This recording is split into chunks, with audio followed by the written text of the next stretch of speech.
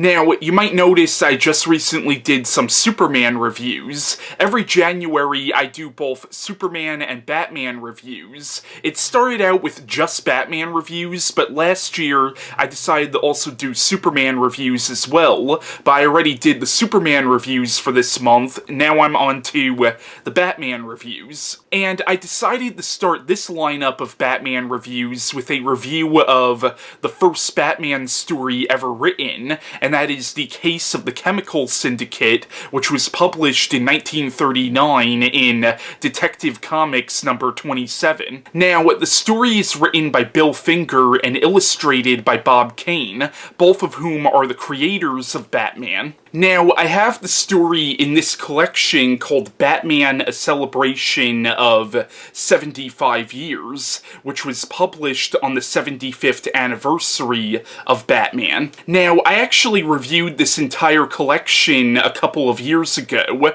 so I did technically talk about this story before, but I decided to review this story in its own video. Now, I believe the plot of this story is actually sort of a knockoff of a novel featuring the Shadow called Partners of Peril, and I know the character of the Shadow was actually a pretty big influence behind Batman. Now, the plot of this story is it begins where Commissioner Gordon and Bruce Wayne are sitting around talking, and Commissioner Gordon is telling Bruce Wayne about this mysterious masked vigilante known as the Batman. And as Gordon is telling Wayne about the Batman, he gets a phone call from police headquarters about how the head of this chemical corporation was found murdered, and his son's fingerprints are all over the knife. So Gordon and Bruce end up going to the crime scene, and the son claims he had nothing to do with the murder. The only reason his fingerprints are on the knife was because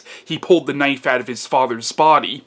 And as the story goes on, it becomes clear that somebody is targeting all this guy's business partners, so the Batman decides to investigate into this, and that's all I really want to say about the plotline of this story, because the story is so short. I mean, the story is only, like, I think 6 pages long. So I really can't explain too much about the plotline of this story without giving too much away. And at the end of the story, it's revealed that Bruce Wayne and this masked vigilante known as the Batman are in fact the same person. Now, of course, anybody who's familiar with Batman whatsoever would be like, yeah, that's obvious, but you gotta keep in mind that this was the first Batman story, so at the time this story was published, that was a twist in the story. Now, you could argue whether that was actually a clever twist or not, but it was still a twist. It was still something that was kind of meant to be a surprise. Now, I think the case of the Chemical Syndicate is such an interesting little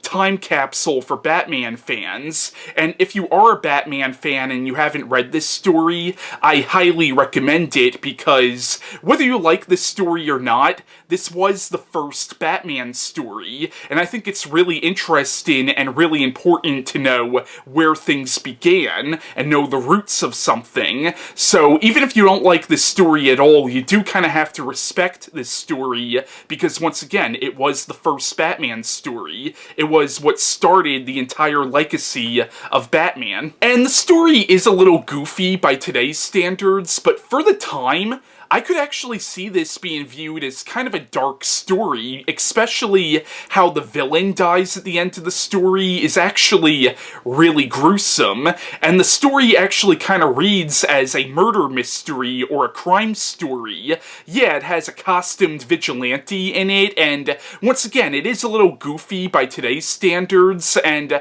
I'm sure this was written with kids in mind, but at the same time though, for the time, for 1939 standards, I could see this story being viewed as actually kinda dark. And one thing I want to point out is now it's become kind of a staple in Batman stories that he doesn't kill. Like, he doesn't kill his enemies, that goes against his code. However, in this first story, he doesn't give a fuck if he murders somebody. And the way he dispatches the villain at the end of the story is really kind of sadistic. Now, to be fair, he doesn't actually kill the villain on purpose. At the same time, though, he doesn't even remotely try to save the villain at the end of the story, and he doesn't even remotely feel remorse after the villain dies. He even says, "a fitting end for his kind." So, Batman really gave no fucks in this original story. But once again, one thing I really appreciated about this story is it really does read as